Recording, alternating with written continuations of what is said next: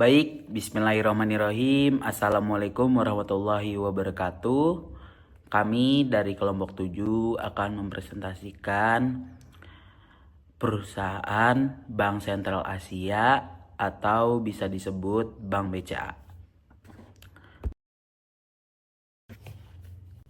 Sebelum melanjut ke materinya, saya akan memperkenalkan anggota kelompok saya terlebih dahulu. Yang pertama ada saya sendiri, Naufal Muhammad Gias. Yang kedua ada Muhammad Zidan Fajar Junair. Yang ketiga ada Radika Tino Arif. Yang keempat ada Muhammad Rafael. Yang kelima ada Hitana Anargia. Yang keenam ada Ahmad Maulana Widianto. Kita langsung masuk ke materinya. Pendahuluan. Di tengah dinamika industri keuangan yang kian kompleks dan terdigitalisasi, isu berkelanjutan dan manajemen risiko menjadi dua pilar krusial yang menentukan ketahanan dan reputasi lembaga keuangan, khususnya perbankan. Tekanan global terhadap penerapan prinsip-prinsip keberlanjutan melalui standar seperti ESG, CSRD, dan Net Zero mendorong institusi keuangan untuk tidak hanya menampilkan komitmen hijau secara simbolik, tetapi juga memastikan bahwa klaim tersebut kredibel dan bebas dari praktik greenwashing. Dalam konteks ini, penting bagi lembaga keuangan seperti Bank Sentral Asia atau BCA untuk menyusun pelaporan yang transparan, akurat, dan dapat dipertanggungjawabkan dalam menilai dampak lingkungan dari operasional dan pembiayaan mereka. Asesmen 2. Greenwashing di sektor keuangan merupakan praktik manipulatif di mana institusi seperti bank dan manajer aset mencitrakan produk keuangan mereka seolah-olah ramah lingkungan. Padahal kenyataannya tidak. Hal ini dilakukan untuk menarik minat investor atau nasabah yang peduli terhadap isu keberlanjutan. Akibat dari praktik ini, sangat serius kepercayaan publik dapat menurun.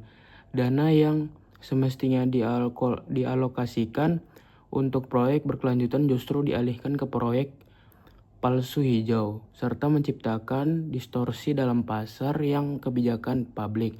Contoh kasus yang besar terjadi adalah penerbitan obligasi hijau oleh bank, namun dananya digunakan untuk kegiatan yang tidak mendukung pelestarian lingkungan. Baik, untuk asesmen 3, manajemen risiko di sektor perbankan seperti yang diterapkan PT Bank Sentral Asia (TBK) tidak bisa hanya mengandalkan pendekatan kuantitatif berbasis angka.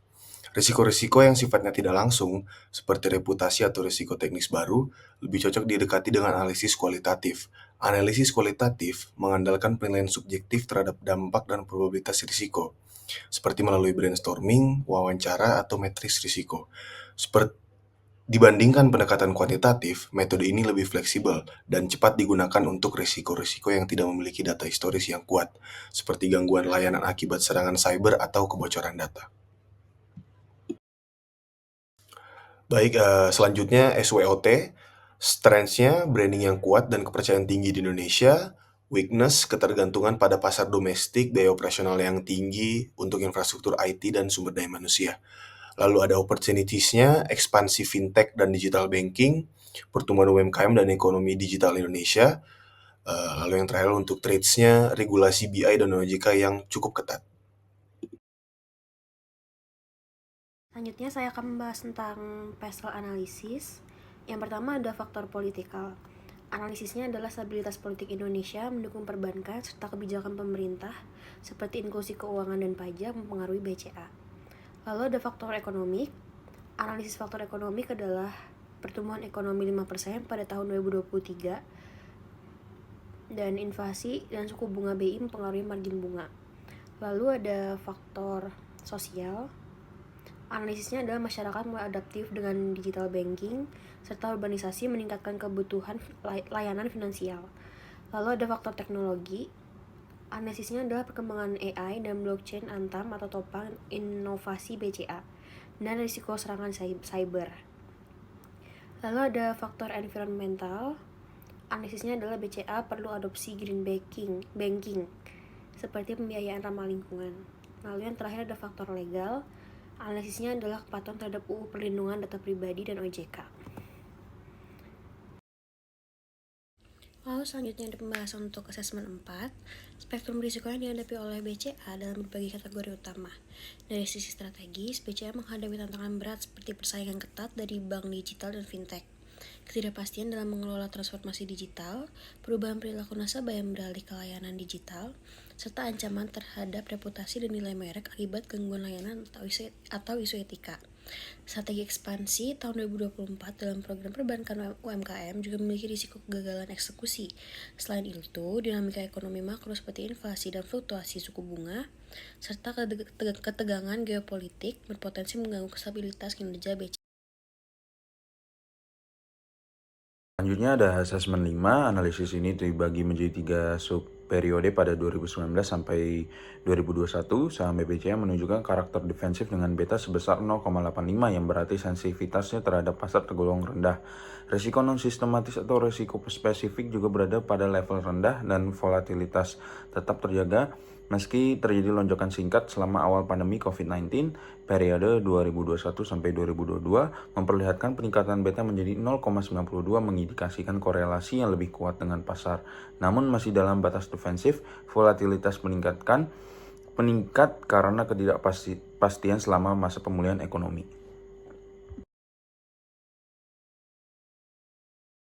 Pada periode 2022 sampai 2024, beta kembali turun menjadi 0,88 dan variansi residual menurun, menunjukkan bahwa BBCA semakin kokoh sebagai saham defensif dengan risiko internal yang sangat terkendali.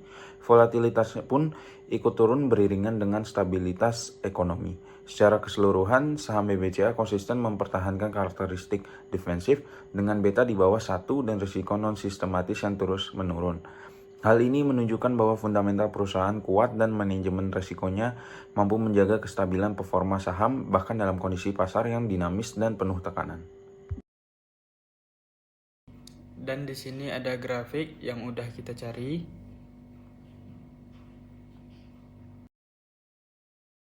Dan terakhir yaitu kesimpulannya. Pengelolaan risiko dan berkelanjutan merupakan 2 elemen penting yang saling melengkapi dalam menjaga stabilitas dan kepercayaan terhadap institusi keuangan seperti BCA.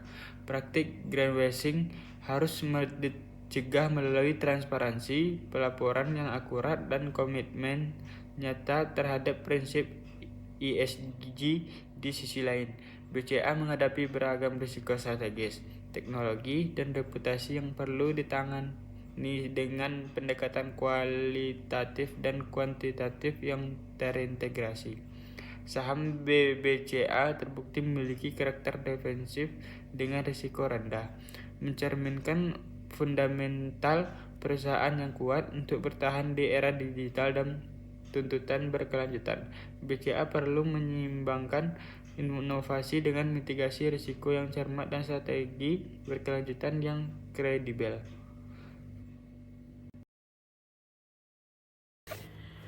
Cukup sekian dari kelompok kami, kurang lebihnya mohon maaf. Wassalamualaikum warahmatullahi wabarakatuh.